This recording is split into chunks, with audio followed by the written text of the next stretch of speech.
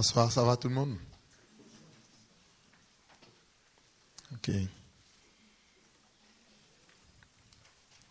Nous allons prendre nos Bibles dans Matthieu chapitre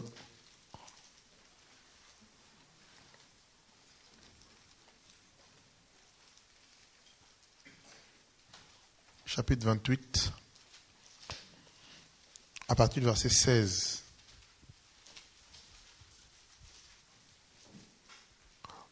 Jusqu'au verset 20. Les 11 disciples allèrent en Galilée sur la montagne que Jésus leur avait désignée, et ils le virent et ils l'adorèrent, mais quelques-uns eurent des doutes. Jésus, s'étant approché, leur parla ainsi: Tout pouvoir m'a été donné dans le ciel et sur la terre. Allez et faites de toutes les nations des disciples, les baptisant au nom du Père, du Fils et du Saint-Esprit, et enseignez-leur à observer tout ce que je vous ai prescrit. Et voici, je suis avec vous tous les jours jusqu'à la fin du monde. Seigneur notre Dieu, nous te confions ce moment. Nous prions que ton Esprit seul nous éclaire, nous enseigne ta parole. Nous voulons être bien enseignés, bien assis, bien bâtis dans, Seigneur mon Dieu, dans ta parole, afin de mieux te servir. Est-ce que ce temps soit arrosé par ton Esprit? Au nom puissant de Jésus, que ton règne, Seigneur, s'installe davantage dans nos cœurs. En ton nom, nous avons ainsi prié. Amen. Alors, le discipolat. Allez, faites de toutes les nations des disciples et non des adeptes. Voilà la recommandation du Seigneur. Là, le Seigneur était mort, il va ressusciter des morts, il va rester 40 jours et avec le disciple. Et bien avant son ascension au ciel, voilà la recommandation qu'il va donner aux apôtres. Faites de toutes les nations des disciples. Amen. J'aimerais qu'on fasse un cercle si c'est possible pour que tout le monde puisse voir. Si on peut faire un grand cercle, comme ça, s'il vous plaît. Excusez-moi de vous faire lever encore.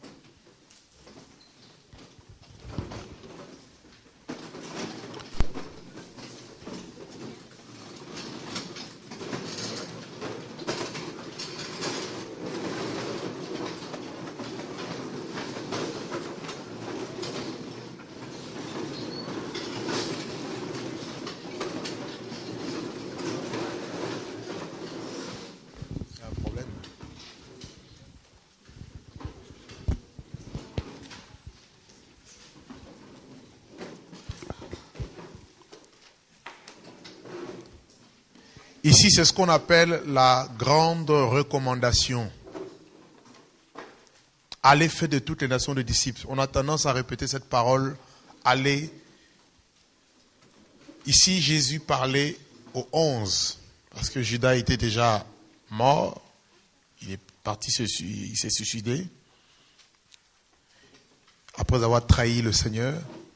Et là, le Seigneur va adresser cette recommandation aux 11 apôtres qui étaient restés avec lui. Vous voyez? Et nous allons voir dans Matthieu chapitre 10, le verset 1er au verset 2. Regardez ce que le Seigneur va dire. Ce qui est écrit. Matthieu chapitre 10, à partir du premier verset. Puis, ayant appelé ses 12 disciples, il leur donna le pouvoir de chasser les esprits impurs et de guérir toute maladie et toute infirmité. Voici les noms de 12 apôtres. Donc, ces apôtres, avant qu'ils ne deviennent apôtres, ils étaient d'abord disciples. C'est bien ça, hein? Ok. Donc, je reprends à partir du verset 1er.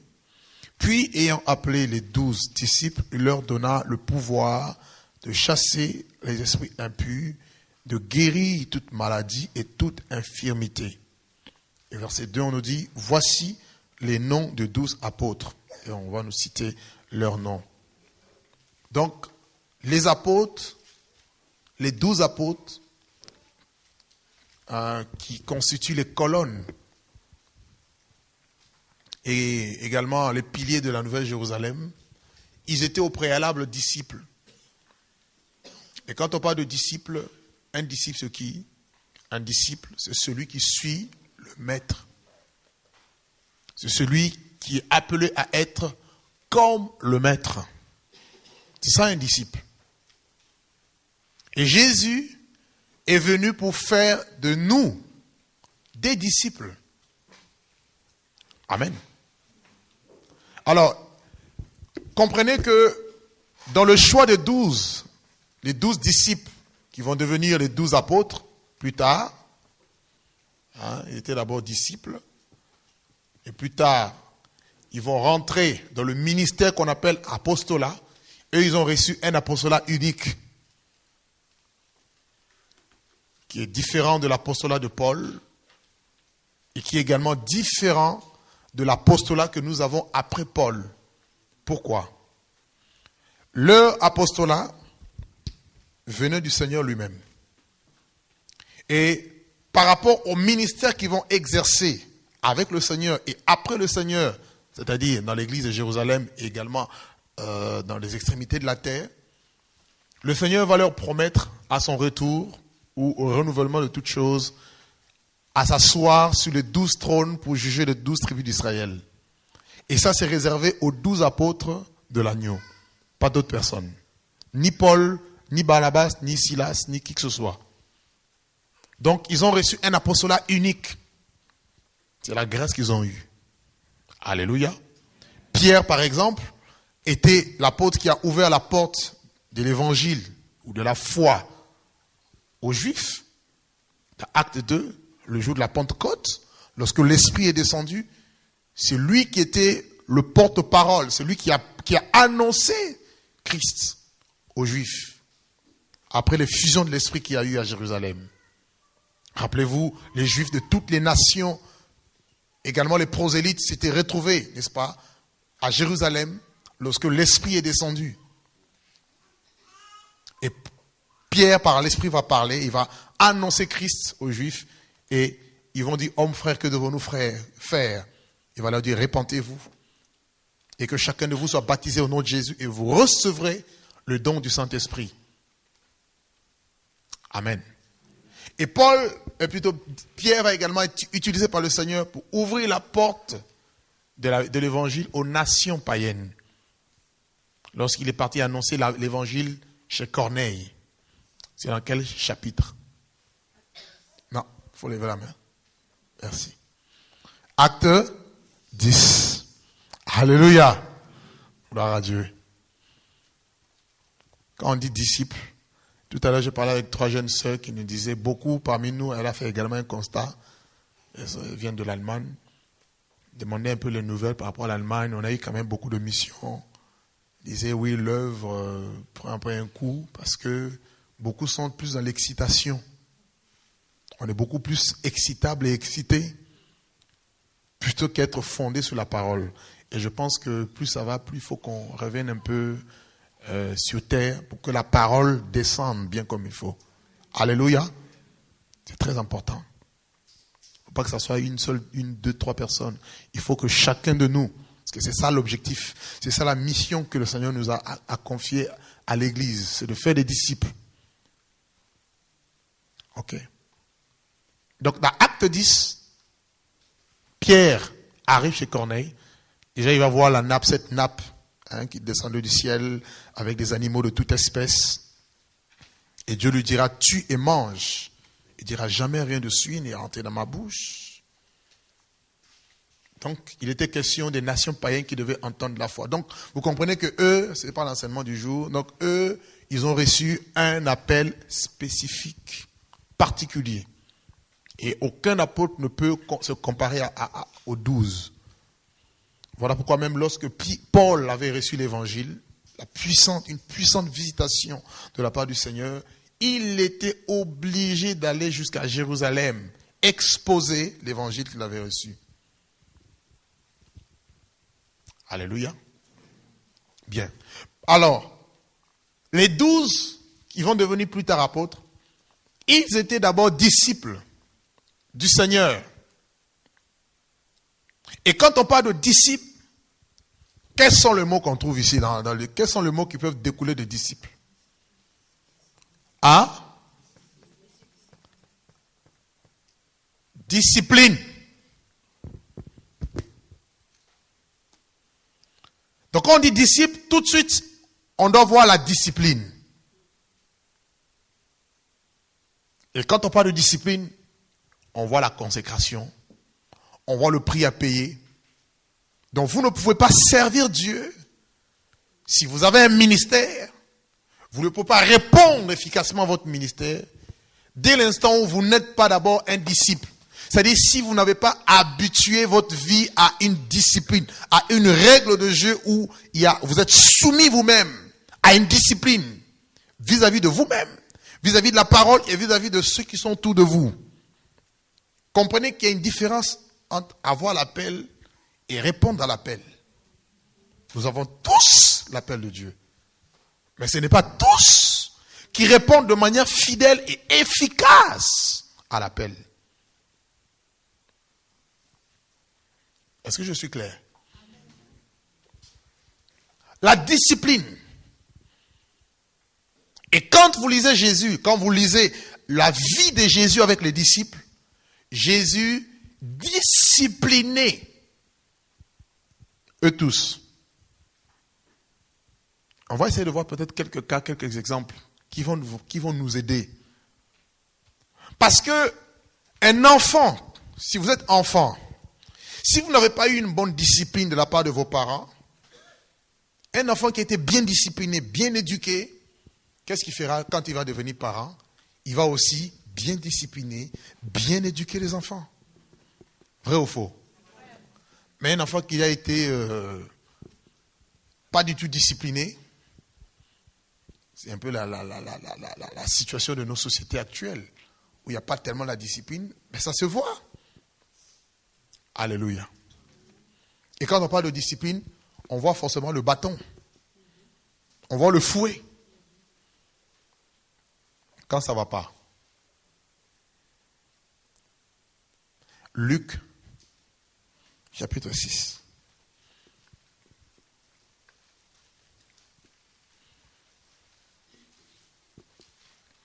Nous avons la connaissance. Dieu nous fait grâce. Avec les enseignements, on a la connaissance. Mais le défaut qui fait, ça c'est un constat que je fais, c'est que très peu sont disciplinés et très peu veulent la discipline. On veut servir Dieu, mais on ne veut pas de la discipline. On veut faire ce que l'on veut. On ne fait jamais ce que l'on veut avec le Seigneur. Alléluia. Est-ce que je peux nous aider? Je veux vraiment nous aider pour que nous soyons tous ensemble des hommes et des femmes solides dans l'œuvre de Dieu. Pas des enfants flottants comme ça, tout vent de doctrine. Des enfants, aujourd'hui ça va et demain ça va pas, comme des yo-yo. Un jour on est tout feu, tout flamme, demain non. Il faut être des disciples. Et ce que Dieu veut, surtout en ce temps de la fin, c'est qu'il y ait des disciples. Parce qu'il a dit, faites des disciples. Donc c'est un ordre. Donc, si on ne répond pas à cet appel, c'est-à-dire on passe à côté de l'essentiel. On va enseigner, on va gagner les nations, c'est vrai, mais après, si après un grand réveil dans une nation, le travail n'est pas suivi, c'est du gâchis. Ça devient comme le feu de paille. Et ce n'est pas la volonté de Dieu. La volonté de Dieu, c'est qu'il y ait un travail fourni, qui est du résultat. Amen. Luc, chapitre 6, verset 40. Quelqu'un peut nous lire à haute voix?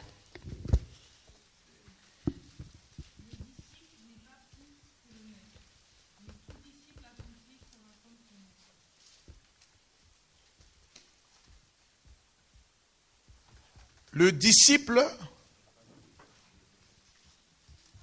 ne pas plus que le maître. Mais tout disciple accompli sera comme son maître. Amen. Donc, définissons d'abord disciple.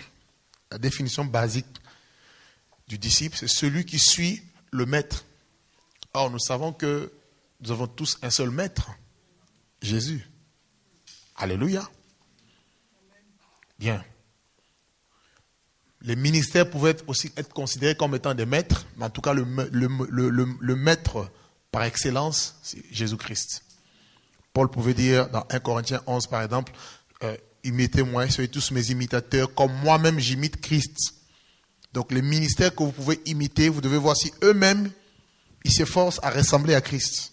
Si ce n'est pas le cas, on n'imite pas. D'accord? Et le Seigneur dit que le disciple n'est pas plus que le maître. Donc on voit que dans la formation du disciple, les apôtres étaient aussi comme des maîtres. Ils étaient aussi en quelque sorte comme des maîtres qui révèlent par leur vie et par leur parole le maître qui est Christ. D'accord? Voilà pourquoi, par leurs enseignements, par leur vie, les gens pouvaient facilement chercher à être comme eux et forcément ils allaient être comme Christ. Est-ce que je me fais comprendre? Donc, il y a un travail pour que le disciple soit accompli. Quelqu'un qui est accompli, c'est quelqu'un qui est fait. C'est quelqu'un qui a atteint la maturité. Quand on parle d'accompli ici, le mot accompli, c'est littéralement mature. Tout disciple mature sera comme le maître.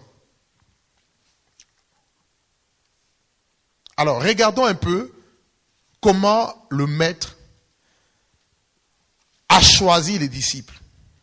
Commençons d'abord par le choix. Et par la suite, on verra quel sera l'enseignement du maître par rapport aux disciples. Parce que nous voulons tous être disciples. Moi le premier. Ok?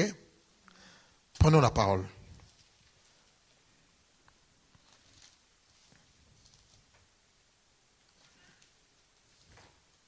Matthieu chapitre 4. Là, Jésus va commencer son ministère. Il va aller dans le désert. Il sera tenté pendant 40 jours, 40 nuits. Il va jeûner, prier. Il va sortir du désert, revêtu de la puissance du Saint-Esprit. Et sa renommée se répandit dans tous les pays d'alentour. Et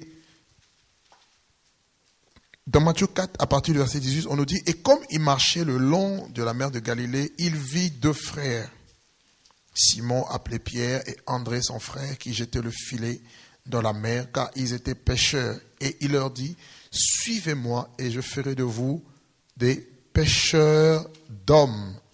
Aussitôt, ils laissèrent les filets et le suivirent.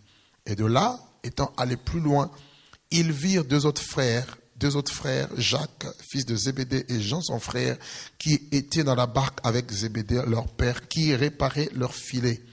Il les appela et aussitôt, ils laissèrent la barque et leur père et le suivirent. On a vu que le disciple, c'est celui qui suit le maître. Il va arriver, il voit Pierre, il voit André, il va voir Jacques et Jean. Ils étaient tous en train de travailler. Vous allez voir que le Seigneur n'a pas choisi des fainéants.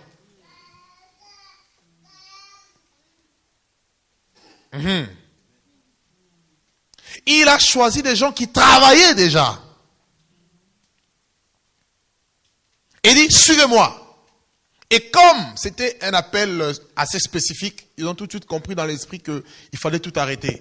Et il dira à Pierre et à son frère André, je ferai de vous des pêcheurs d'hommes. Donc vous allez, au lieu de pêcher les poissons, vous allez maintenant pêcher les hommes. Et laissez-moi vous dire, vous et moi, Dieu nous appelle à être des pêcheurs d'hommes. Est-ce que vous savez que votre appel, c'est être pêcheur d'hommes? Gagneur d'âmes. C'est-à-dire, si au bout d'un an de conversion, tu n'as pas gagné encore une seule âme, revois un peu si tu es disciple. C'est pourquoi des fois, on ne vit pas la croissance numérique. Parce qu'on a laissé la pêche des hommes à ceux qu'on appelle évangélistes. Alors que c'est la responsabilité de tout disciple. Amen. Il dit, je ferai de vous des gagneurs d'âmes, de pêcheurs d'hommes. Et la Bible dit qu'ils vont tout laisser. Donc, quand on est disciple, on est d'abord appelé à tout laisser. Et ça, c'est difficile. on est tellement attaché à nos... à nos affaires. Comprenez que la pêche était le gagne-pain de Pierre. Hein? Mais il était obligé de lâcher. Je ne vous dis pas d'abandonner le travail. C'est pas ce que je suis en train de dire. Sinon, demain, il y aura tout le monde qui sera au chômage. Ah, je vais tout laisser, je veux suivre Jésus. Non, comprenons le contexte. Hein? Alléluia. Amen. Celui qui ne travaille pas, la Bible dit, ne mange pas non plus. Donc, il faut aller travailler. Ok? Mais c'est dans le sens du renoncement. On va essayer de voir tout à l'heure. Je crois que le tableau a un petit souci. Ok? Ils laissèrent tout. Et j'aime beaucoup le même passage, le même texte, mais dans Luc. Regardez un peu dans Luc chapitre 5. Quelqu'un va nous lire le verset premier au verset 11.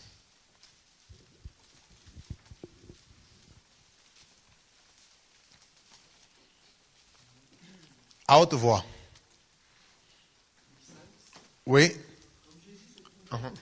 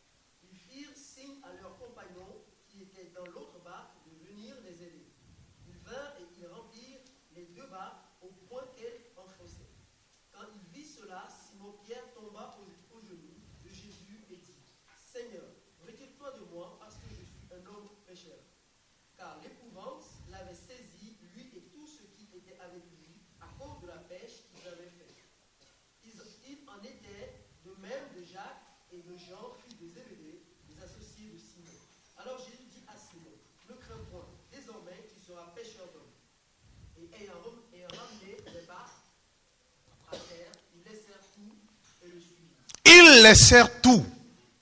Ils ont fait une pêche merveilleuse. Ils n'ont jamais eu autant de poissons. Alors qu'ils avaient travaillé toute la nuit, ils n'avaient rien gagné. Et voilà que le maître va arriver. Il va leur indiquer. Vous voyez, c'est là, il y a beaucoup d'enseignements qu'on peut tirer là-dessus. Hein. C'est-à-dire, tu peux travailler, si le maître n'est pas avec toi, tu n'auras rien. Si l'Éternel ne bâtit une maison, ceux qui la bâtissent travaillent en vain. Alléluia. Si l'Éternel garde une vie, ceux qui la gardent en vain. Tu peux travailler, mais si tu ne travailles pas avec Jésus, il n'y aura pas de poisson. Il n'y aura pas d'âme. C'est pourquoi ceux-là qui s'appellent eux-mêmes et qui vont eux-mêmes dans le champ missionnaire, il n'y a pas de fruits parce qu'ils ne sont pas avec le maître de la moisson. Mais si le maître de la moisson t'appelle et t'indique la tâche que tu auras à faire, sache qu'il a déjà tout assuré. Alléluia. Donc en fait, ce que Pierre a vécu, ce n'était rien d'autre qu'un enseignement pour lui par rapport à son avenir, par rapport à son appel. Les choses matérielles, le fait des fois nous explique des réalités spirituelles par des choses matérielles. Et voilà qu'il jette le filet, il obéit, il voit plein de poissons, il les ramène à terre, il sera lui-même épouvanté, il aura même peur, parce qu'il connaissait son état de péché. Mais voilà que comme il y avait un appel, il devait suivre le maître. La Bible dit qu'il va tout laisser. Il abandonne et le péché et la pêche. Et la Bible dit qu'il va commencer à suivre le Seigneur. Alléluia. Donc, un disciple doit être prêt à tout lâcher. Ça, c'est la première condition. Si quelqu'un, il faut bien noter, hein, ça, il faut bien noter là. Vous aurez même des interrogations. Je vais vérifier si ça rentre bien comme il faut. Ah oui. C'est bien, on est excité, mais il faut aussi un peu mettre les pieds à terre un peu là et bien voir les choses. Alléluia. Un disciple doit être prêt à tout lâcher. Si le Seigneur te dit aujourd'hui, c'est fini la France, tu rentres à l'Afrique et tu es prêt à dire, ok chef, je vais.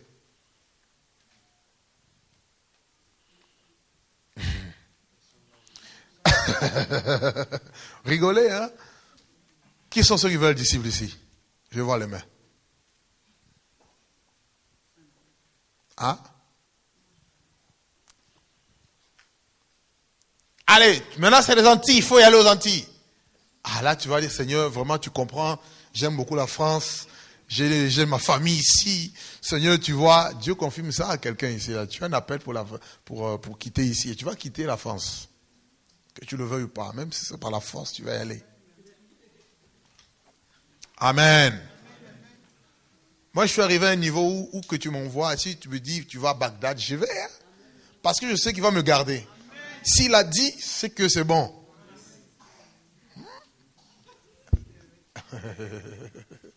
Alléluia. Le disciple doit être prêt à tout lâcher, tout laisser. Ça, c'est la première condition.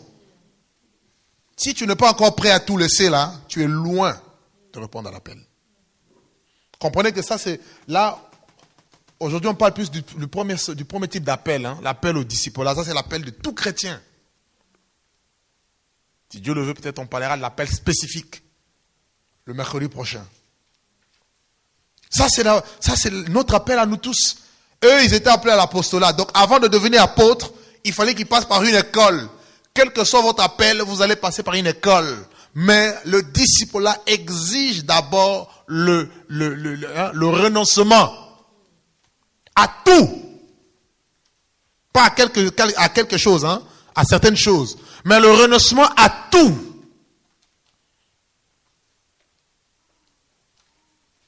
Et ça, c'est une condition capitale. Amen. On peut voir d'autres exemples qui peuvent confirmer ce qui est en train d'être dit. Regardez par exemple prenons Luc, chapitre 9.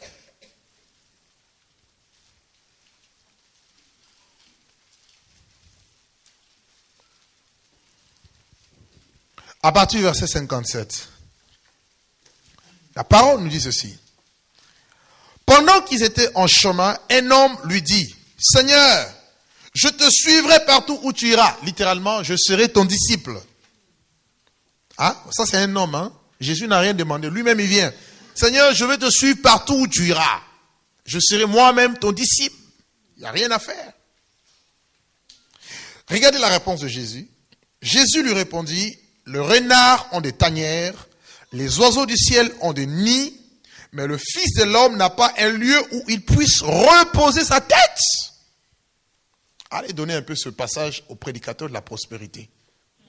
Qui disent que si tu n'as pas maison, piscine, villa, Dieu n'est pas avec toi. Cela veut dire que Jésus n'est pas Dieu parce que lui-même n'avait rien. Alors arrêtez avec cet évangile satanique. Il dit, regardez les oiseaux du ciel, regardez tous ces oiseaux-là. Ces oiseaux ont des nids. Ils vont voler, mais le soir, ils vont tous se reposer quelque part. Il dit, regardez le renard. Il y avait certainement beaucoup de renards qui sortaient de, je ne sais pas d'où là.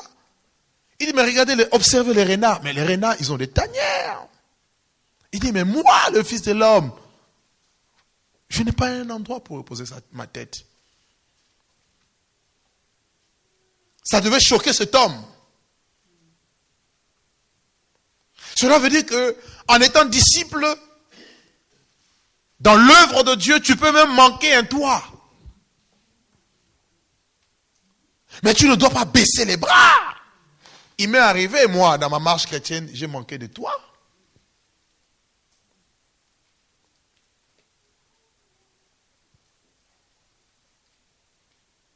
Il m'est arrivé, dans ma marche chrétienne, pendant 4 ans, j'avais 2 chemises, 2 pantalons, en France.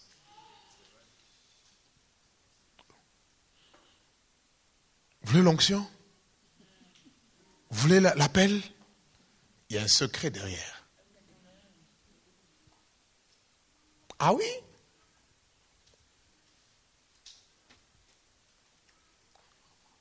Alléluia. Qui veut être comme Jean-Baptiste ici? Qui va avoir l'onction de Jean-Baptiste? Il avait un seul habit. On dit qu'il s'habillait comment?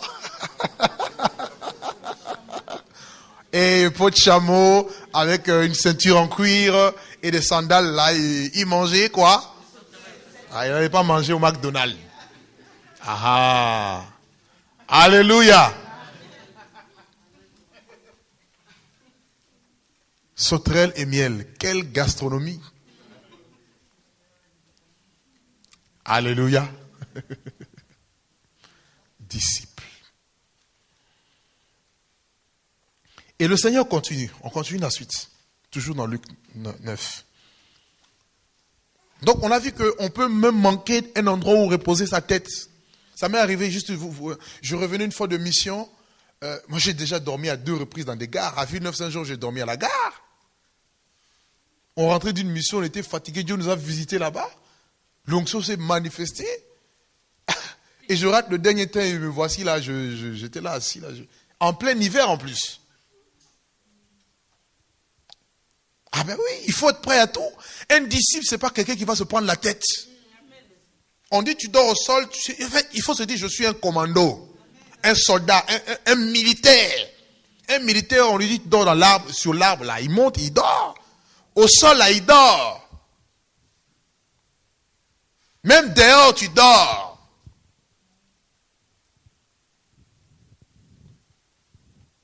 Au revoir le lit, au revoir le confort.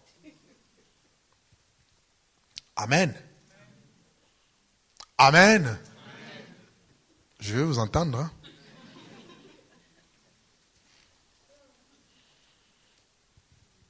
Le Seigneur continue. Verset 59. Et dit à un autre, suis-moi. Et il répondit, Seigneur, permets-moi d'aller d'abord ensevelir mon père. Son père était mort. Son père biologique était mort.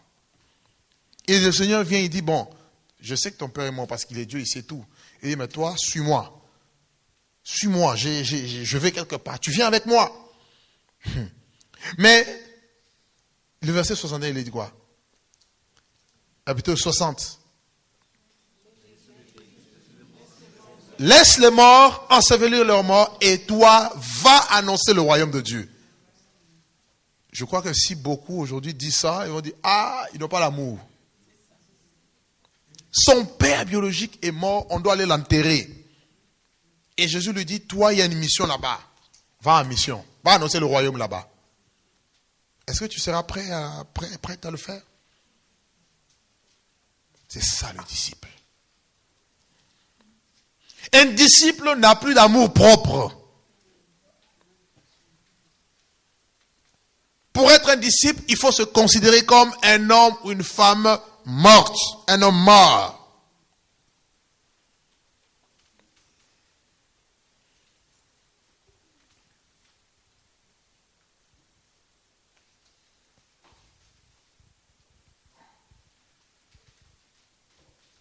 Ton père est mort. Va annoncer la parole.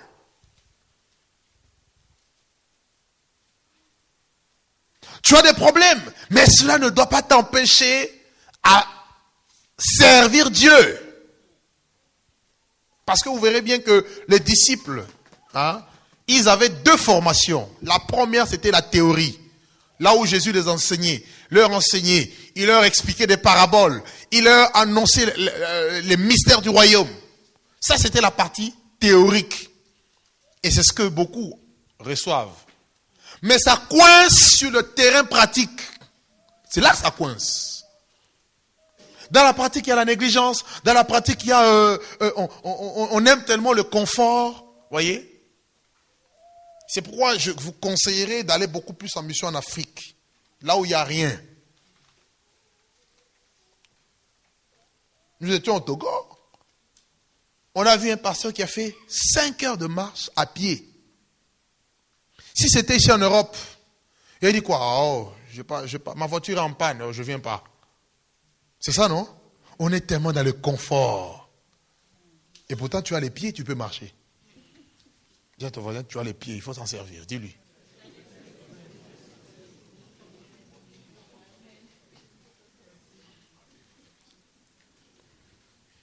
Le confort va nous tuer ici en Europe. C'est pourquoi on ne voit pas de puissants miracles ici. Et regardez un pays comme le Togo. Joël est là, il peut vous témoigner. 5 jours de séminaire, mais il fallait voir des miracles que Dieu opérait. Dans la douceur, on était au Ghana. Tous les jours, il y avait des délivrances, comme pas possible. C'est comme ça. C'était dans l'atmosphère comme ça. Tu arrives comme ça, c'est dans l'atmosphère. Tac, tac, tac, tac, tac, tac. Pourquoi on ne vit pas tellement des moments comme ça ici? Parce qu'ici, on est tellement dans le... Il n'y a pas de disciples ici. Un petit problème, on est toujours en train de pleurnicher. Donc il faut arrêter ça. Moi je vois des fois là, on dit il y a un programme, on va t'avoir des textos. Ah non, je suis fatigué. Tu sais c'est quoi un disciple?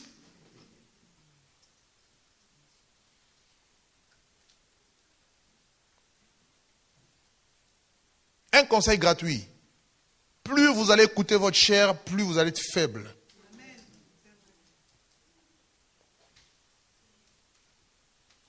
Vous n'avez jamais fait, juste un exemple, qui m'arrive comme ça. Vous pouvez bien vous reposer dans la journée. Un exemple, tout va bien. Mais lorsque le Seigneur va vous mettre à cœur de prier, de commencer de méditer, c'est là que, mais une fatigue, mais un sommeil, mais c'est normal, c'est la chair. Donc cela veut dire que, on le disait la dernière fois, si vous n'arrivez pas à surmonter votre chair là, à faire le contraire de ce que votre chair vous demande, vous ne serez jamais un disciple. Parce que dans le disciple-là, il faut apprendre à discipliner son corps.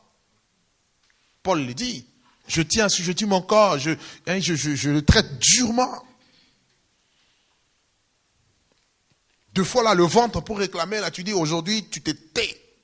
Même quand ça fait grrr, tu te dis, tu te tais aujourd'hui. Rien ne va rentrer là-dedans. Regarde comment on me regarde là. On veut me tuer ici là. Alléluia.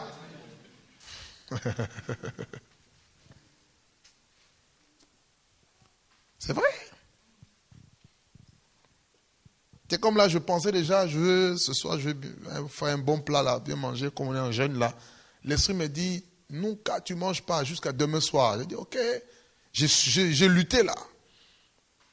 Mais j'ai dit, c'est bon, je me soumets. Parce que si je ne le fais pas à le chef, je ne veux pas qu'il me lâche. Hein? Est-ce que vous savez que Dieu peut nous lâcher? Il n'y a pas pire que quand Dieu te lâche. Parce que je sais que s'il dit 2 jours, 3 jours, 1 semaine, 1 mois, il te soutient. Tout ce que je sais. Il ne peut jamais te demander des choses qui sont au-dessus de tes forces. Alléluia. Est-ce que je me fais comprendre ce soir? Ton père meurt, va annoncer le royaume. C'est-à-dire que Dieu veut casser les sentiments. Briser le sentiment humain. Quelqu'un va nous prendre Ésaïe chapitre 26, versets 3 à 4. Toutes les personnes qui sont émotionnelles, qui écoutent leurs émotions, leurs sentiments, ne seront jamais des disciples. Et vous verrez pourquoi je le dis. Parce qu'à chaque fois, Pierre écoutait les sentiments, Jésus-Christ le reprenait rudement. Ésaïe 26, versets 3 à 4. Quelqu'un peut nous lire? Garde le cœur ferme et pas assuré, parce que ce qui est au toi. Confiez-vous en l'Éternel à perpétuité, car l'Éternel est le rocher des cieux. Amen. La Bible dit qu'à celui qui est ferme dans ses sentiments, Dieu assurera la paix. Tu ne peux pas servir le Seigneur, tu ne peux pas être un disciple si tu es toujours dans les émotions, les sentiments. Et ceux qui détruisent beaucoup de disciples aujourd'hui, c'est les sentiments. On n'est pas réglé au niveau des sentiments. Dieu est amour, mais Dieu n'est pas sentiment. Faites la différence entre l'amour et les sentiments. Les sentiments, c'est dans les émotions, c'est au niveau de l'âme. Mais l'amour, c'est Dieu. Dieu est amour, nous dit la Bible. Et qu'est-ce que l'amour? 1 Corinthiens 13 nous définit. L'amour est patient. L'amour est plein de bonté. L'amour se réjouit de la vérité. Cela veut dire que quand tu aimes quelqu'un, il faut lui dire la vérité. Même s'il va te haïr, mais tu te dis la vérité quand même. Oui ou non? C'est ça l'amour. Mais le sentiment, c'est quoi? Ah, si je le blesse, si je lui dis ça, ça va le blesser. Notre relation va en pâtir. Et là, tu rentres dans la compromission.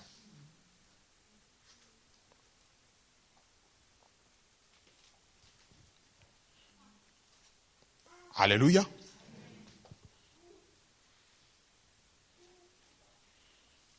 Vous regardez la vie de Pierre.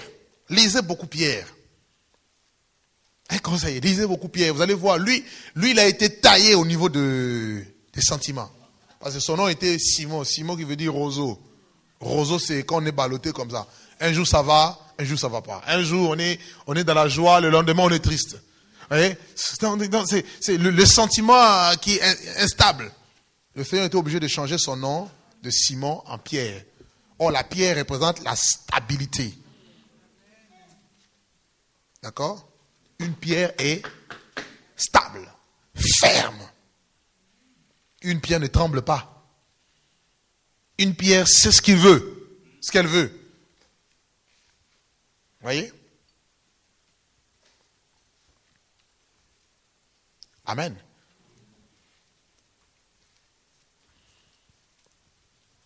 Et il continue encore. Au verset 61. Un autre dit, je te suivrai Seigneur, mais permets-moi d'abord de prendre congé de ceux de ma maison. Jésus lui répondit, quiconque met la main à la charrue et regarde en arrière n'est pas propre au royaume de Dieu. Donc vous voyez, à chaque fois le Seigneur fait une liaison entre le disciple et le royaume. Donc cela veut dire que si on n'est pas disciple, on n'entrera pas au royaume. Ah! On ne parle pas d'adeptes ici. On parle de disciples. On ne parle pas de la foule. Mais on parle des disciples.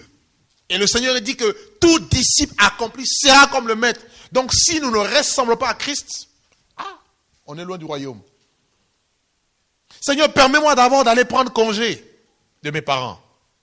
Le Seigneur lui dit, si quelqu'un met la main à la charrue et qui regarde en arrière, il n'est pas propre au royaume. La femme de l'autre a regardé, si c'est pas ce qui est resté à Sodome, bloc de sel. C'est-à-dire que tu dois avancer, tu es condamné. En fait, là, le Seigneur veut nous dire que nous sommes condamnés à avancer. Et quand on avance, jamais on marche en reculant. Quand on marche, c'est en avant. De gloire en gloire, de progrès en progrès. Et le Seigneur va te donner des conditions dans Matthieu 16, le verset 24 à 26, en parlant toujours des disciples. Il va dire, alors Jésus dit à ses disciples, si quelqu'un veut venir après moi, qu'il renonce à lui-même, qu'il se charge de sa croix et qu'il me suive. 3 conditions essentielles. Donc on a vu que dans la discipline, le disciple doit apprendre à renoncer à tout, ce qu'on va voir tout à l'heure. Et quelles sont l'une des caractéristiques d'un disciple, c'est quoi? C'est la disponibilité. Un disciple doit être disponible au Seigneur. Être disponible à rendre également des services. C'est ça un disciple.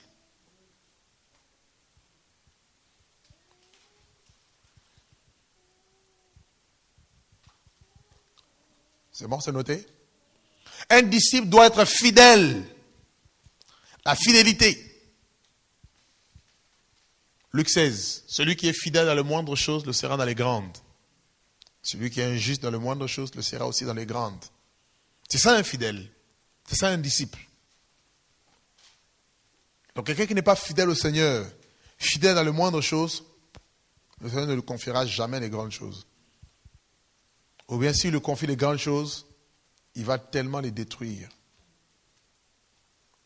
D'accord? Et là, le Seigneur donne les conditions. Il dit, si quelqu'un veut venir après moi, il y a 3 conditions au moins. La première, le renoncement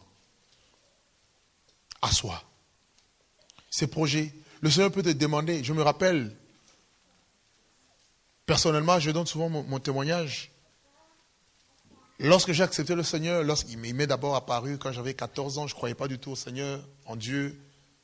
Il m'a amené plusieurs fois au ciel, plusieurs fois en enfer. Je me suis même vu en train de mourir, aller en enfer, brûler même.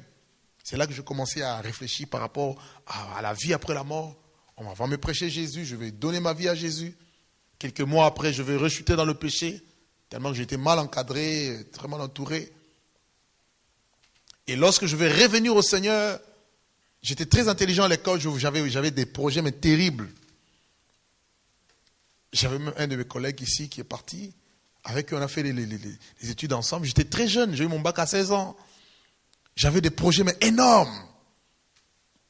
Et quand j'ai décroché j'ai eu mon diplôme au niveau du Maroc, parce que j'étais venu en Europe, en Belgique, je suis reparti au Maroc pour faire les études, pour revenir en France et aller à l'université d'Oxford, en Angleterre. Arrivé ici, le Seigneur m'arrête et dit, tu vas maintenant me servir. Il fallait renoncer à mes études. Ça, je vous assure, j'ai lutté. Je vous dis la vérité, hein. J'ai lutté pendant 4 ans. C'est pourquoi je dis là, pendant les 4 ans là, c'était chaud. J'ai vécu 4 ans de désert. Désert, mais désert. C'était grave. Mais Dieu est bon. Alléluia.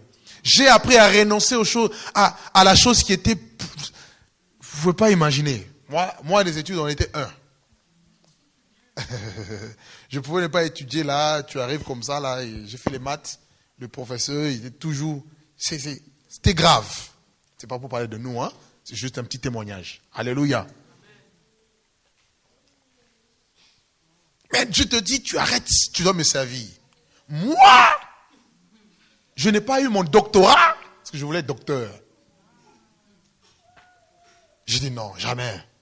Je veux te servir, mais permets-moi quand même. Il dit non, toi, tu as... C'est ici, là. Maintenant, il fallait expliquer aux parents que maintenant, c'est la Bible. Il y en a qui m'ont dit, hein. Alléluia. Et quand on me parlait des études, j'ai dit, moi, Jésus. Tout le temps, je dis Jésus. Une fois, ma mère m'a dit, écoute, toi et tes Jésus, nous, on ne va pas manger Jésus. Hein? Ça remonte à les années 2000. Tous mes frères que vous voyez, les frères et sœurs, ils m'ont tous rejeté. Ma famille, même ici où j'étais en France, là, oh, tu vas quitter la maison. J'étais obligé de partir de la maison. C'était chaud.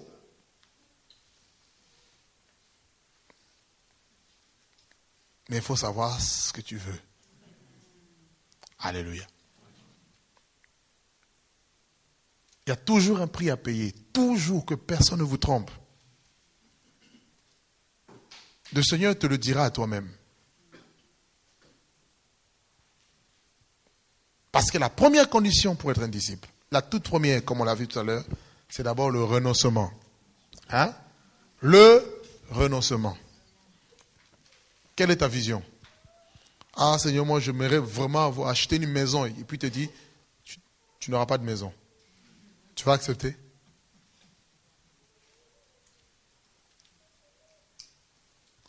Alléluia. Ah, là il n'y a pas beaucoup d'amen. Là.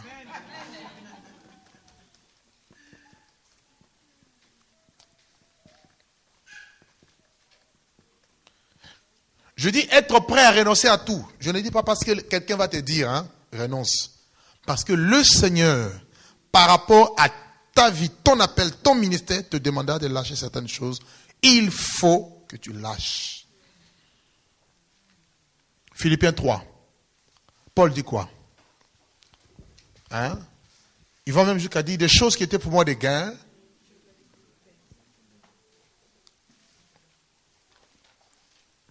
Prenons Philippiens 3.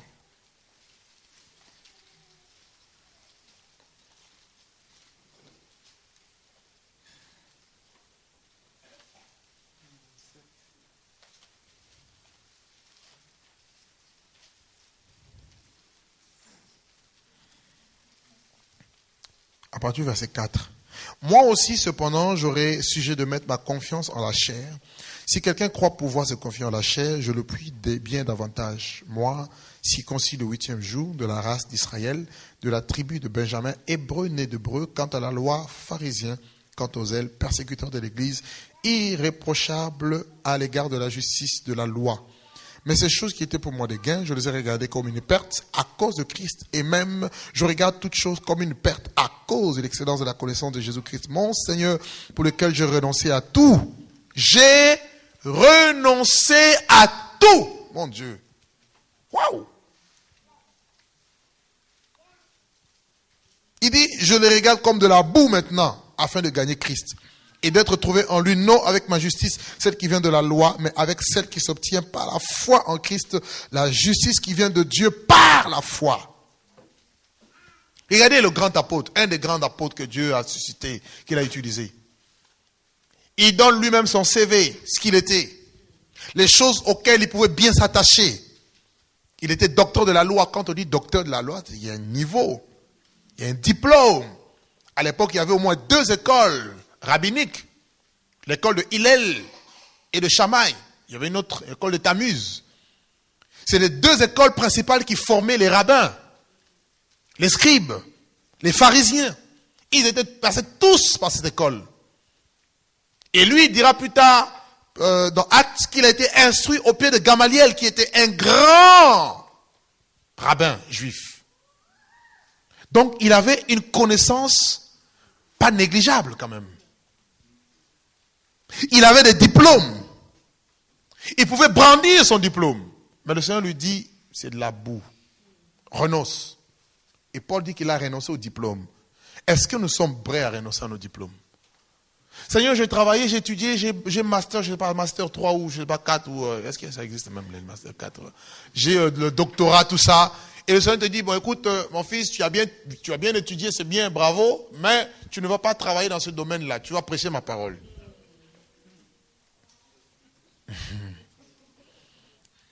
Ah, Marcia. Alléluia. Qui va accepter ici? Levez les mains. Vous êtes sûr, hein? Ça, c'est parce qu'on est tous là. Sur le plan pratique, là, on va voir. Hein? Amen. Imagine, tu as un bon travail. 5 000 € tu gagnes, par exemple. Et Dieu te dit, tu lâches tout, maintenant tu vis par la foi. Ce qui m'est arrivé. Je gagnais bien. Quand le frère me disait, tu vas me servir à temps peu, je disais, jamais. Moi, jamais. C'est, j'ai quand même boudé, résisté avec lui. Mais il m'a fait comprendre qu'il est le plus fort. Parce qu'à 2 reprises, j'ai raté la mort. J'étais à 2 doigts de la mort. Ah, j'ai compris que là, si je continue comme ça, je vais être comme Jonas là. Non, il faut autant mieux se plier seulement. Parce que je sais que vivre par la foi, c'est que demain, je ne sais pas ce que je vais manger. Je ne sais pas demain comment mon loyer sera payé. Oh, toi, tu sais très bien, tu sais que tous les mois, ton loyer est assuré. Mais moi que tu vois là, je ne sais pas comment je paye mon loyer. C'est à la dernière minute comme ça, des fois tu es là, des fois 2 jours, tu sais que la facture va tomber, tu dis, Ramba ma chanda. Seigneur, là, vraiment, si tu ne fais pas là. Alléluia. Mais je vous dis la vérité. Parce que vous voyez le ministère comme ça, vous voyez dans la façade, vous ne connaissez pas les réalités. Quelqu'un qui n'est pas dedans, il ne saura jamais. Vous pouvez lui dire tout ce que vous voulez, mais il ne saura jamais. Il faut vivre la chose pour savoir c'est quoi.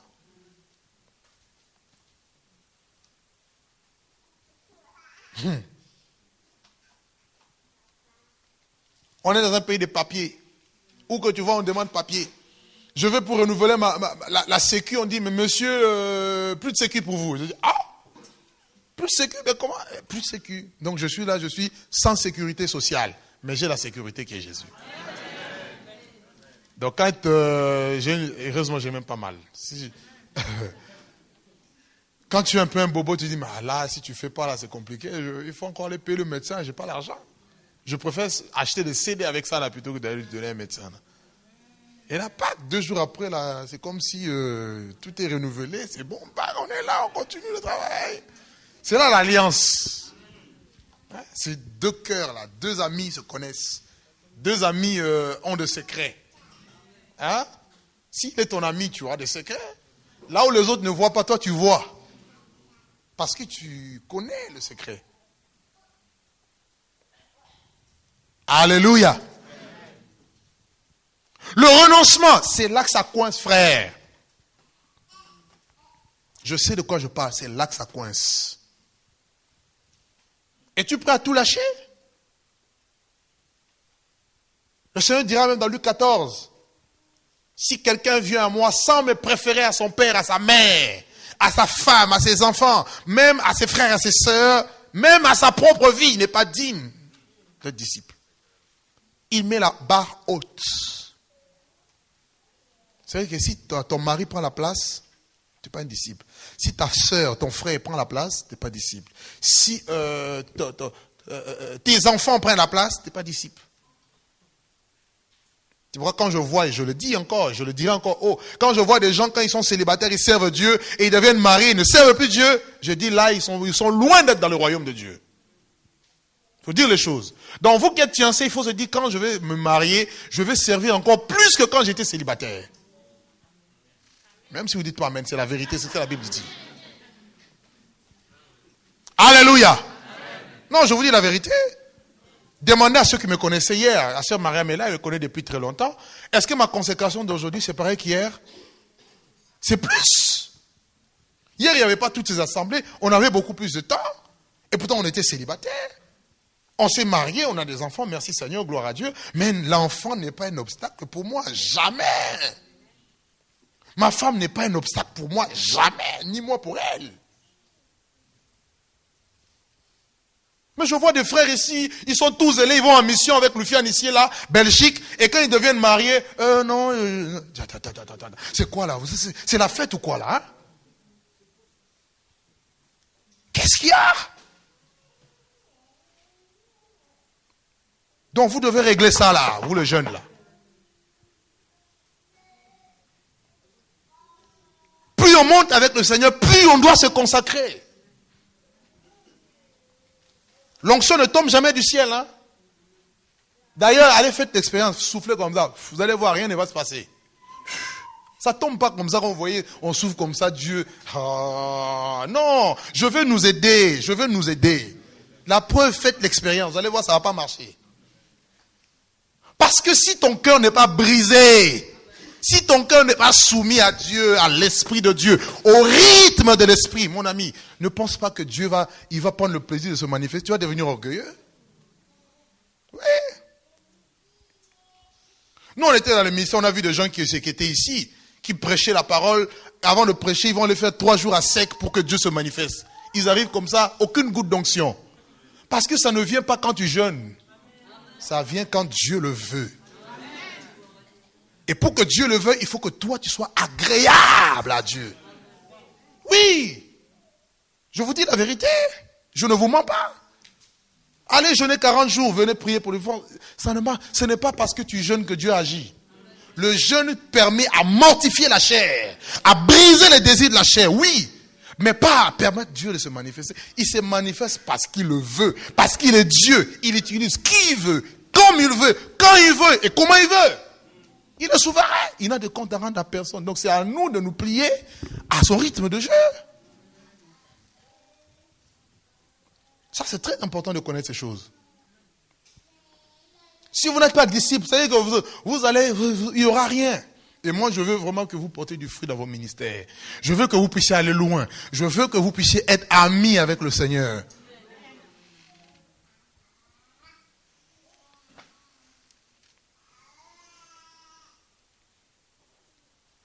Le renoncement.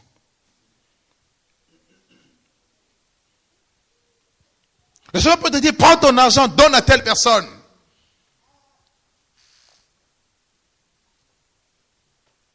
Je me dis, si je devais garder tout ce que les gens me donnaient, mais je ne sais pas.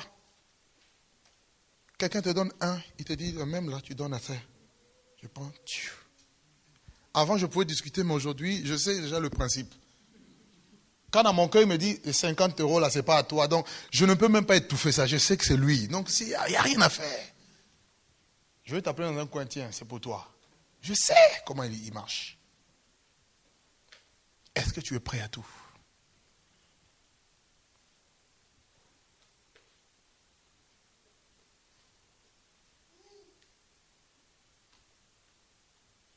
On veut l'onction. On veut la puissance de Dieu. Mais on ne veut pas le chemin de Dieu.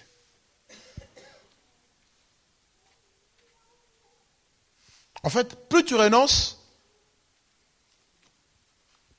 plus tu permets au Seigneur de travailler avec toi.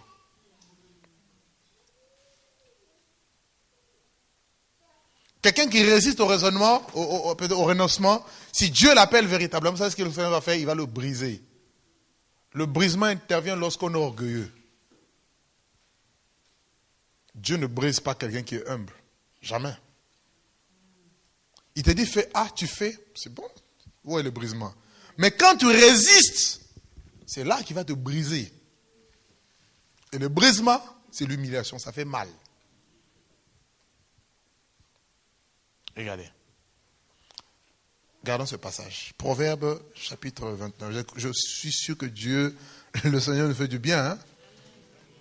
Même si ça picote un peu dans les cœurs là. C'est normal. Proverbe 29, verset 1er. On nous dit, un homme qui mérite d'être repris et qui raidit le coup sera brisé subitement et sans remède. Le Seigneur te reprend. Tu passes trop de temps dans le téléphone. Ce temps-là, il faut que tu médites. Il faut que tu pries. Juste un exemple. Tu résistes. Le Seigneur, après, il va te briser par rapport à ça. Il va permettre une situation, ça va te faire tellement mal. Alors que si tu avais obéi, ça t'aurait évité beaucoup de combats inutiles. Vous voyez, non?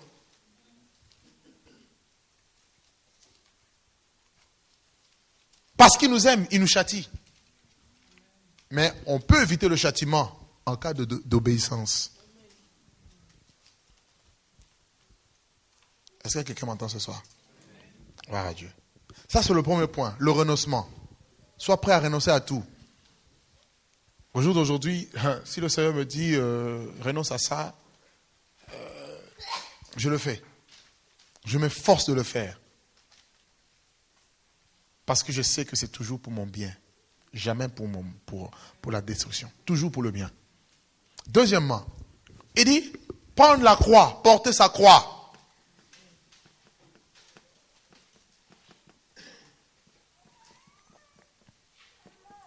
Ça, c'est la deuxième condition. Vous avez vu dans la première, le renoncement. La deuxième, c'est porter sa croix.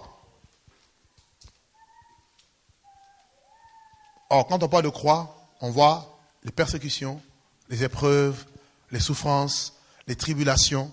La croix égale ces choses. La croix n'est pas le fait de mettre un symbole de croix en soi, comme une sœur me dit, voilà, je porte ma croix, je suis chrétien, j'ai ma croix là, je la porte. Non, c'est pas ça. La croix là, c'est les persécutions. Ok? Accepter le rejet. Accepter l'opprobre. Accepter l'humiliation des autres. Les calomnies. Les critiques. Les murmures. Ça fait mal quand on vous critique. Parce que là, c'est l'ego qui réagit là. Ah, comment on peut me parler comme ça?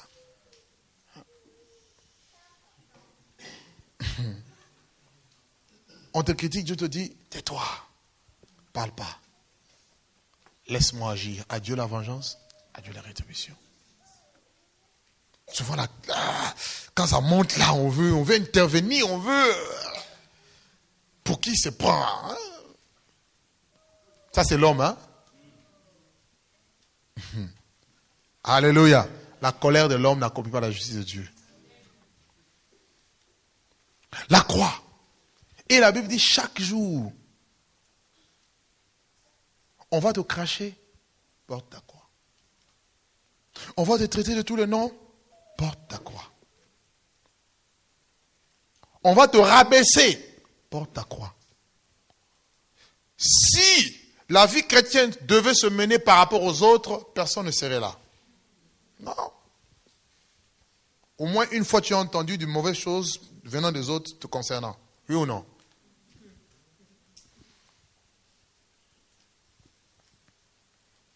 Vous voyez? C'est une relation de cœur avec le Seigneur. Ça, c'est la deuxième condition. Vous allez voir, et la croix, là, c'est la souffrance.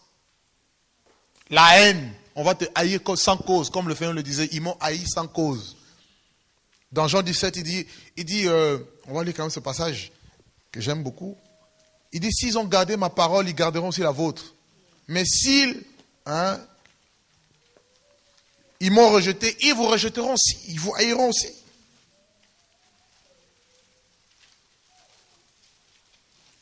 Jean 15,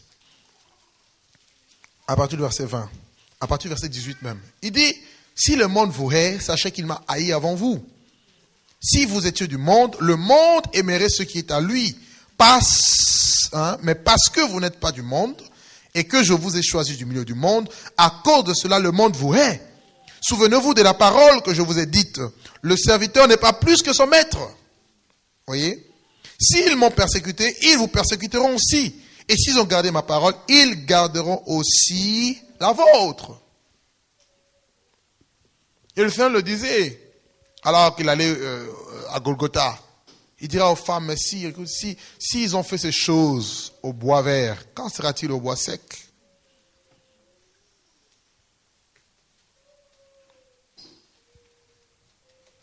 Amen. Donc quelqu'un qui ne va pas porter sa croix ne pourra jamais suivre le Seigneur jusqu'au bout. À un moment donné, il va s'arrêter. Pourquoi autour de nous, il y en a qui ont lâché le Seigneur? Parce que, quelque part, la croix, ils n'ont pas su la porter. Quand tu es dans la croix, tu es seul. Hein? Tu es crucifié. Hein? Tu as les clous. Et tu pleures. Mon père, pourquoi m'as-tu abandonné? Parce que là, tu te sens abandonné. Tu te sens incompris de tout le monde. Tu te sens lésé. Tu te sens mis au bord de la société. Des fois même, Dieu peut te mettre dans les oubliettes. Tu as l'impression que tu pries, tu jeûnes, Dieu ne t'entend pas.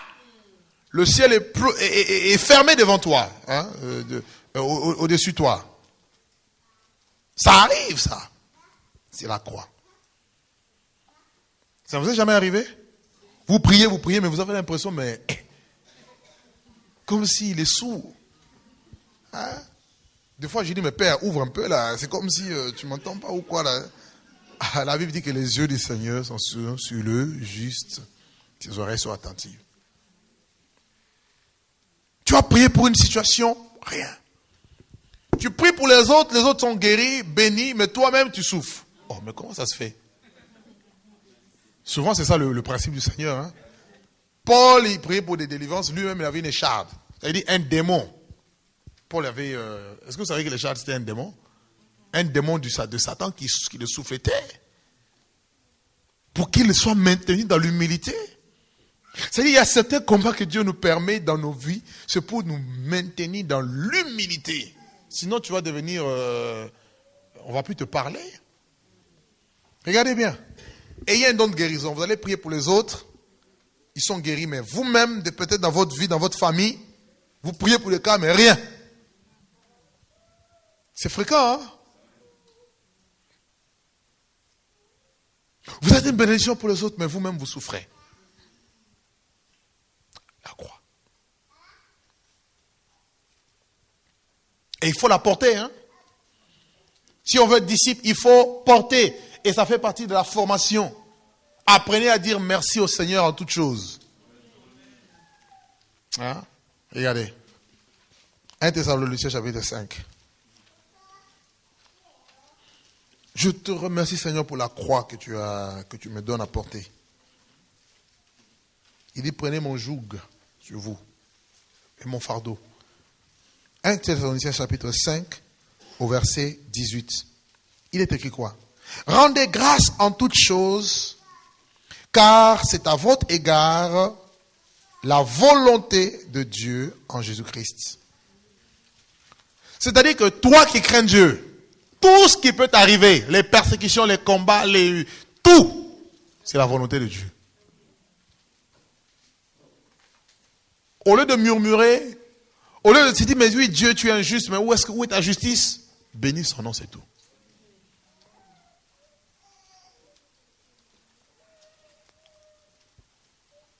Ça, ce sont les conditions pour être des disciples.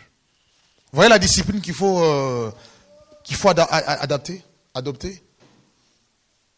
Et enfin, il dira, si quelqu'un veut venir, il doit renoncer à lui-même, il doit se charger de sa croix. On voit que la croix est une charge. Hein? C'est un poids. Quand on parle de charge, on parle d'un poids. Et enfin, qu'il me suive. C'est-à-dire, partout le Seigneur t'enverra, il faut aller. S'il dit à gauche, c'est à gauche. S'il dit stop, c'est stop. Alléluia. Et ce n'est que en étant des disciples fidèles accomplis qu'on pourra fidèlement rentrer dans notre ministère de manière efficace. Faites le bilan. Quelqu'un qui n'a pas été un bon disciple, quand il va rentrer dans le ministère, il va faire des dégâts. Il peut même abandonner le disciple-là, son ministère, comme Judas. Judas était beaucoup cupide. Il avait la cupidité dans son cœur. Et vous savez, si votre péché n'est pas réglé aujourd'hui, ça va vous rattraper dans 10 ans. C'est pourquoi le problème du péché, il faut le régler à la racine. Ton péché te rattrapera, que tu le veuilles ou pas. La Bible dit, ce qu'un homme aura semé, il le moissonnera aussi. Dieu est juste. C'est de la justice de Dieu. Ce que tu plantes, c'est ce que tu vas manger demain. Si tu es menteur, ton mensonge un jour te rattrapera, même dans le ministère. Quand vous lisez Judas, avant que Judas ne vende le Seigneur, il volait déjà. Vrai ou faux? C'est vrai, non? On nous dit que Marie, Jésus va rentrer dans la maison de Marie, dans Jean 12 là-bas, et puis Marie va venir avec le parfum de nard pur, il va répondre sur le Seigneur. Et Judas va dire, mais non, quand même, on aurait pu vendre ce parfum, ça nous aurait donné au moins 10 000 euros, et puis le ministère allait avancer. Jésus lui dit, vous avez toujours des pauvres. Moi, vous ne m'avez pas toujours. Et la Bible dira qu'il disait cela, non pas qu'il était en peine aux pauvres, mais parce qu'il était voleur. Alléluia. Vous voyez que le vol, en fait, le péché du vol là, parce que c'est lui qui gardait également la bourse. Donc certainement il dégrainait à tout moment. Et il volait toujours donc on ne voyait pas où est-ce que passait l'argent, Et comme il y avait cette sémence qui n'avait pas été réglée, qu'est-ce qui s'est passé? Eh bien, à la fin, Satan est rentré en lui. Il était obligé. C'est vrai, vous me direz, il fallait que la parole s'accomplisse. Oui, mais n'empêche qu'il y avait une sémence qui était là et qu'il a rattrapé plus tard. Et vous vérifiez bien, la plupart des ministères qui tombent, quelque part, c'est des petits péchés qu'ils ont entretenus tout au long de leur ministère qui les a enfin atteints, malheureusement, lorsqu'ils atteignent leur apogée. Ils finissent par tomber.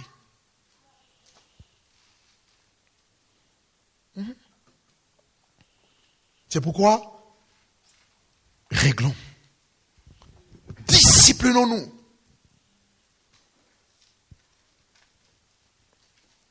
Alléluia.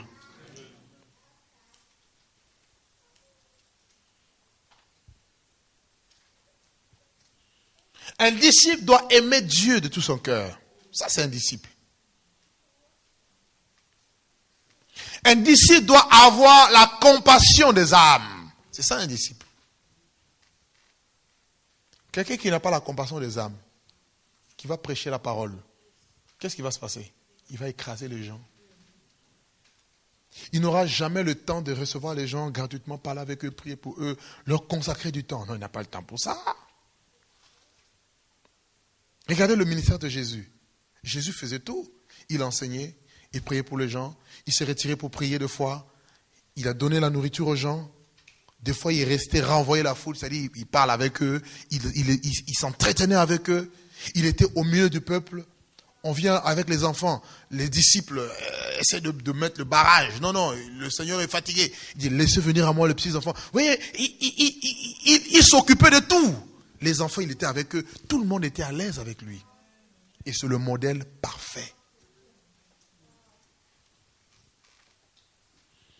Et ça, que personne ne vous trompe, c'est la base. Quelqu'un qui ne sera pas un disciple, notez-le, hein, vous verrez demain, ça partira. Demain, ça fera n'importe quoi.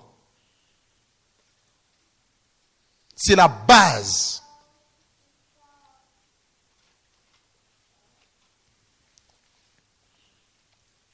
Un disciple doit aimer la correction. Un exemple, je veux vraiment nous aider là, aujourd'hui là. Quelqu'un qui n'aime pas qu'on le reprend, hein, une personne qui n'aime pas qu'on la reprenne, il est loin, cette personne est loin d'être un disciple. Or ici, ce que j'ai constaté, c'est que quand on répond à quelqu'un, ah, il est dur.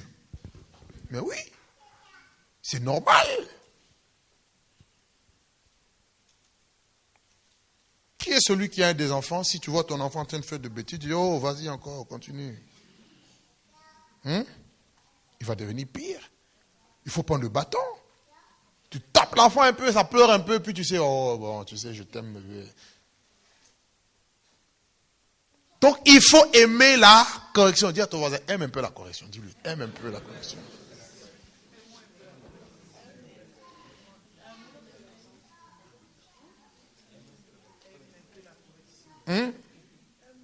Ça va?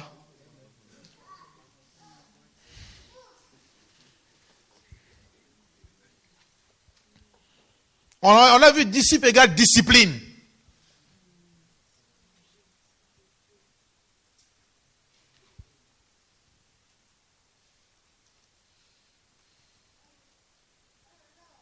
Si maintenant tu n'aimes pas la correction, mais quand Dieu va te lever, tu vas aimer la correction? Jamais. Là, tu vas devenir, mais oui, mais c'est comme les pasteurs, la plupart des pasteurs qu'on connaît. Il y a, mais oui, Dieu peut te parler, mais oui, mais Dieu doit d'abord me parler. Ah bon? Tu n'es pas Dieu pour qu'il passe d'abord toujours par toi. Il fait ce qu'il veut. Voilà pourquoi si quelqu'un vient te voir, il te donne une révélation de la part du Seigneur. Ah, j'écoute. Ah, je crois que là, tu es en train de sortir un peu, fais attention. Ah, Seigneur, pardon, s'il te plaît, chef. Je veux pas mourir. Je veux pas, comme je dis souvent, je veux pas qu'on tue le poussin dans l'œuf. On est encore jeune, hein? On a toute la vie devant nous, non? On a des exploits à faire encore, des choses à découvrir. Je ne veux pas mourir avant l'âge. Je ne veux pas gâter mon ministère. Non, jamais. Ça, je vous dis la vérité. Je ne veux pas. Donc, je suis à l'écoute.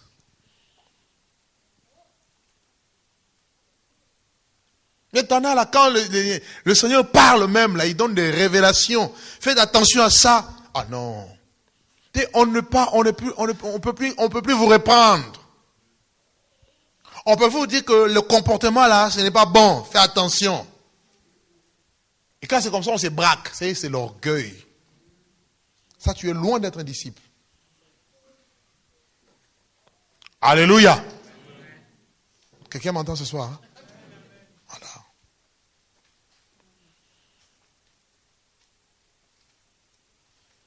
Comment reconnaître quelqu'un qui t'aime? C'est pas quelqu'un qui va te dire des belles paroles. Ça, c'est pas l'amour. Quelqu'un qui t'aime, c'est quelqu'un qui est capable de te dire la vérité. Que là, ça va pas, là, ça va. C'est la personne qui t'aime. Or, en général, l'homme n'aime pas la vérité. L'homme aime qu'on le caresse, qu'on lui dise de belles paroles. Vraiment, vraiment, vraiment, vraiment. Continuez avec vraiment. Vous allez tous aller dans le décor.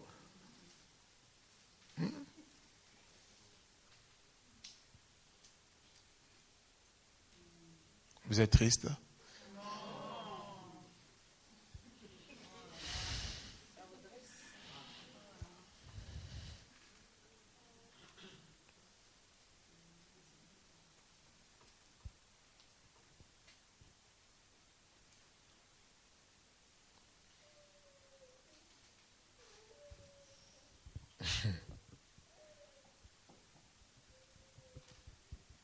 La discipline.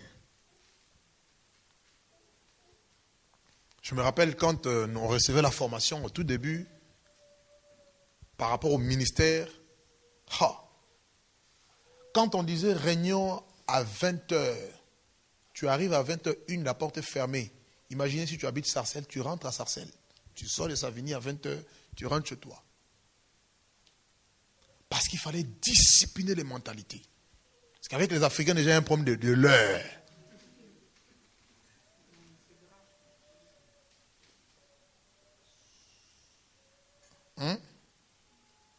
Je ne sais pas si c'est un démon ou c'est quoi là, mais...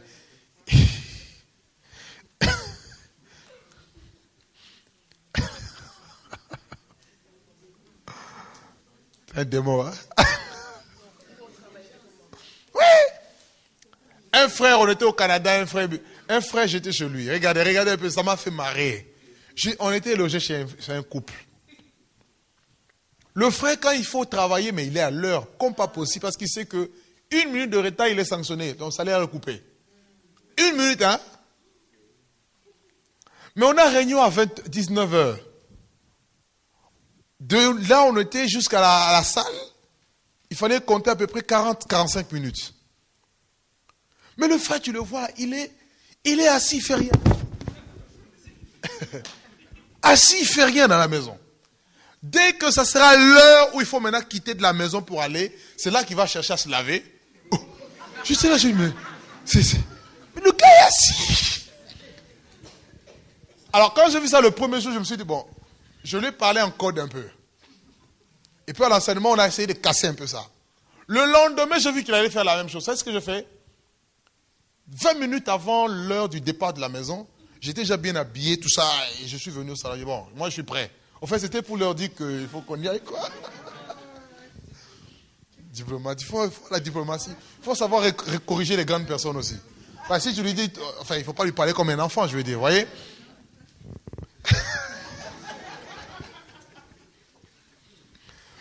Mais il dit, frère, donc là, c'est bon, je vais vite faire la douche. Il va là-bas, il traîne. J'étais là, j'ai pris la langue, j'ai dit, Seigneur, c'est pas possible. J'avais envie de lui imposer les mains. Mais bon, tu ne vas pas imposer les mains chez les gens.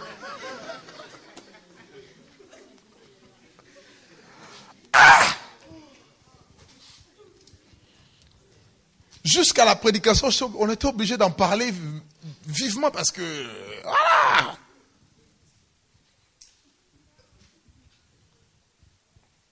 Vous allez regarder bien.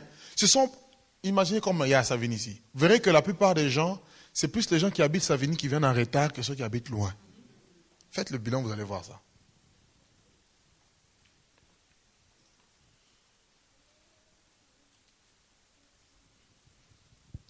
Mais si on avait dit qu'on allait distribuer, je ne sais pas quoi là. Le premier arrivé, c'est le premier servi.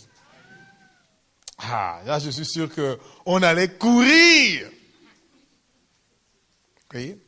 Et c'est ce qui nous a permis, par exemple, au début, c'est entre autres ça, à bâtir ce caractère.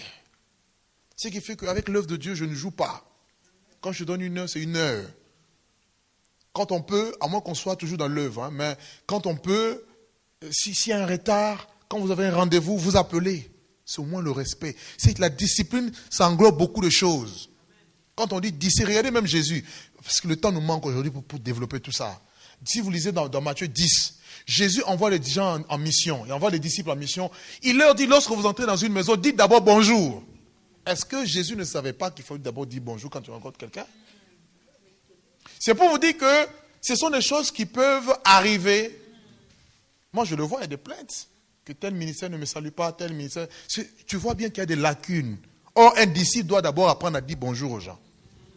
Donc maintenant, on va vérifier, on va reconnaître quelqu'un au ministère, on va voir si la personne dit d'abord bonjour aux gens.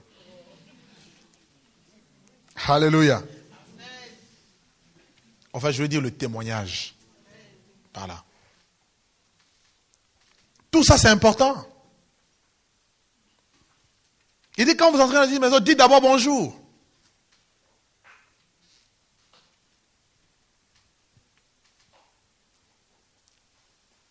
Le Seigneur les a réglés. Ils étaient déréglés. La discipline sert à nous régler. par rapport à l'œuvre de Dieu. Quand l'œuvre se lève, dans l'œuvre de Dieu, il n'y a pas de sentiment. Dans l'œuvre de Dieu, il ne faut pas qu'il y ait la négligence.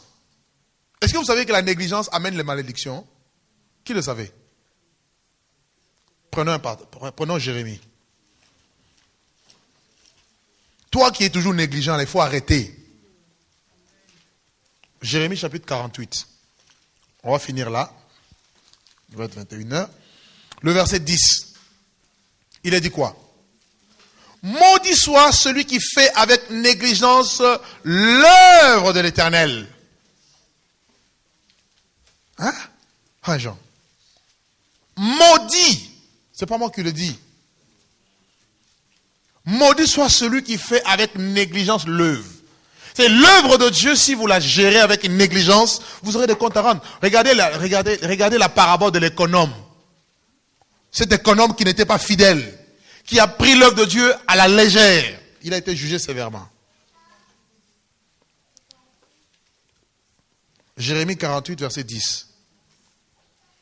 Donc c'est des principes qu'il faut connaître. Un jour, toujours au Canada, on a eu des rendez-vous avec des pasteurs qui ont appelé, non, on veut vous voir, tout ça, discuter, partager. On donne 1 heure. Déjà, on était chargés, on devait aller dans une ville, Toronto. On a dû annuler le programme. On était submergés. Il y avait des gens qui venaient un peu de partout, qui venaient nous voir. Les frères, alors qu'on était chargés, on leur donne un créneau. C'est eux qui nous proposent même l'heure. On arrive à 17h. Nous, on était là, on était prêts, on les attendait. 17h15, il n'y a personne. Mais ça, c'est un manque de respect. À 17h15, personne n'est arrivé.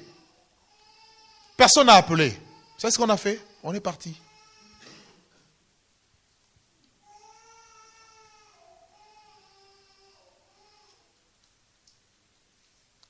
Amen.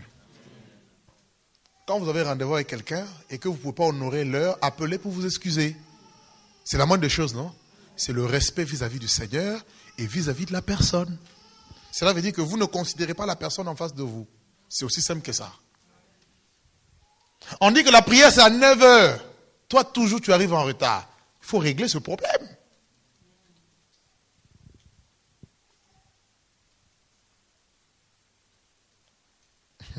On rigole, hein?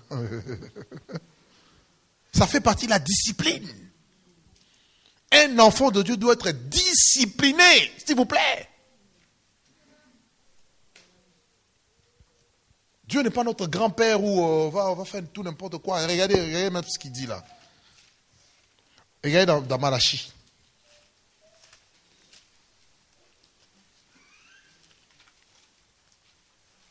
S'il y a quelque chose que je ne supporte plus, c'est bien le retard, c'est non justifié. Je ne dis pas quand on a des occupations, mais quand on peut être à l'heure, il faut être à l'heure parce que c'est l'œuvre du Seigneur, il faut honorer le Seigneur. Malachie chapitre 1er, verset 6. Regardez la reproche du Seigneur par rapport au sacrificateur. Il dira, un fils honore son père et un serviteur son maître. Et le disciple là, c'est aussi un serviteur, d'accord? Si je suis père, où est l'honneur qui m'est dû? Si je suis maître, où est la crainte qu'on a de moi? Dit l'Éternel des armées, à vous sacrificateurs qui méprisez mon nom. On peut s'arrêter là. Tu dis que tu es soumis au maître. Et le maître t'attend, il te donne rendez-vous. C'est à toi le disciple de courir et d'être à l'heure. Ce n'est pas au maître de venir t'attendre. Où est l'honneur? Où est la crainte de Dieu? Où est le respect vis-à-vis du Seigneur? Donc tout ça, ça fait partie de la discipline.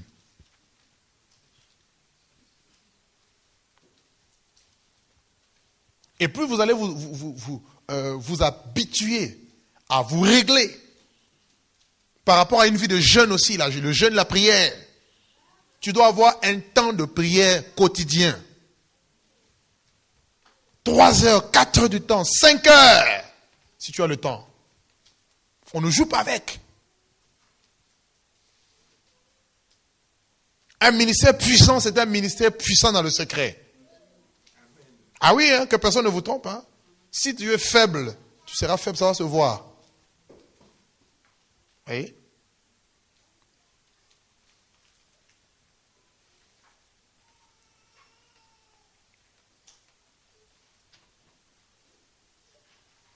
Amen. On va s'arrêter là aujourd'hui. Que Dieu vous bénisse.